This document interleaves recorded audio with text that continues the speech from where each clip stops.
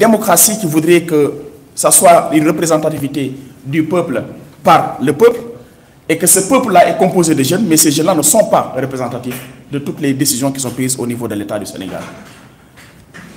Dans la politique qu'on appelle la politique de la jeunesse est totalement absente. Elle n'est pas associée, au contraire, on décide d'une politique et on vient l'imposer à la jeunesse sénégalaise. Et je pense qu'il est temps que cela cesse et qu'on donne la parole aux jeunes au Sénégal, qu'on leur donne la possibilité de réfléchir par eux-mêmes, de dialoguer avec leurs semblables, de proposer des pistes de solutions, puisque c'est eux-mêmes qui savent réellement quels sont les maux auxquels ils souffrent. Et c'est la raison pour laquelle nous pensons qu'il est important, dans la mobilisation des ressources que l'État fait à l'endroit des jeunes, que ces ressources-là soient bien gérées, mais aussi qu'il y ait une évaluation et un suivi par rapport à ces fonds-là. Puisque nous savons très bien qu'on va nous parler à coups de milliards qui ont été mobilisés par l'État du Sénégal ou bien par les États qui étaient là ou bien par les gouvernements qui se sont succédés au sein de l'État du Sénégal. Et à la fin, on se rend compte que véritablement, il y a une vraie différence entre les promesses qui ont été faites et les réalisations du moment. C'est la raison pour laquelle nous avons mis en place ce comité d'organisation de ces assises citoyennes. Et on parle d'assises citoyennes, puisque les jeunes, ce sont les républicains, ce sont les citoyens de ce pays-là. Et ces jeunes-là ne peuvent plus accepter que d'autres personnes décident à leur place, d'autres personnes parlent à leur place, et sachant que chaque fois qu'il y a souvent des gens qui sont mis devant, il y a toujours une idéologie qui est derrière. Les pensées sont tout simplement idéologisées. Et nous pensons aujourd'hui qu'il est important que l'on puisse véritablement écouter cette jeunesse. Et on ne peut pas écouter cette jeunesse si on reste seulement à Dakar. On ne peut pas écouter cette jeunesse si on est cantonné entre les quatre murs. On peut écouter cette jeunesse que si on fait un redéploiement dans tous les départements du Sénégal, dans tous les secteurs d'activité. Ici, vous avez des jeunes qui sont dans l'agriculture. Derrière, vous avez des jeunes qui sont dans la menuiserie, d'autres qui sont dans la plomberie, d'autres qui sont dans les rues et qui vendent des cacahuètes ou autre chose. En tout cas, ces jeunes-là qui veulent être dignes, qui veulent garder leur dignité et servir de modèle dans leur famille. Mais ces jeunes-là, ils ne cherchent seulement qu'à être accompagnés. Ils veulent juste travailler.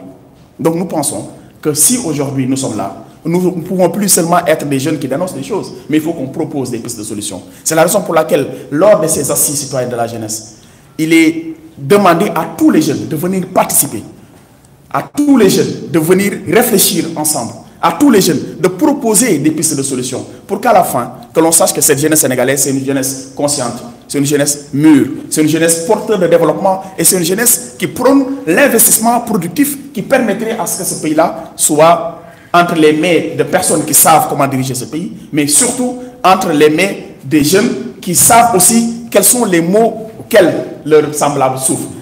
Et pour finir, notre objectif, c'est tout simplement permettre à la jeunesse sénégalaise d'avoir une écoute attentive à l'endroit des décideurs. Chacun d'entre nous ici est issu de quelque part. Il vient d'une contrée, il vient d'un village, d'une ville, il vient d'un secteur d'activité ou même dans l'informel.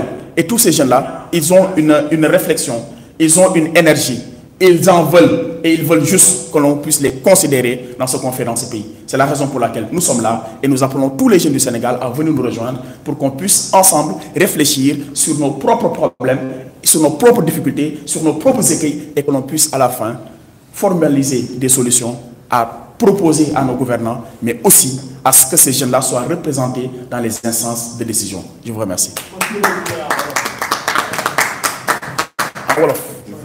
Après, il va faire un Wolof, parce que moi, je ne peux pas m'asseoir. Pape Samba Badiane.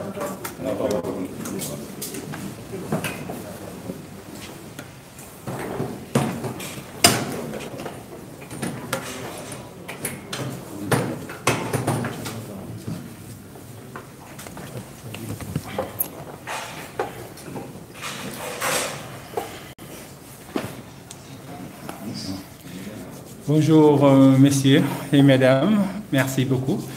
Donc je suis honoré d'être là aujourd'hui pour vous parler et de m'exprimer un peu par rapport à l'actualité actuellement et par rapport à ce mouvement qu'on est en train de lancer. Moi c'est Pape Samba Badiane, donc je suis le DG, le fondateur d'une société, Expert Auto. On est spécialisé vraiment dans l'automobile. Donc dans les métiers de l'automobile, grosso modo. Voilà. Donc je voulais m'associer à ce mouvement pour montrer mon adhésion et mon total soutien. Parce que moi, je suis la preuve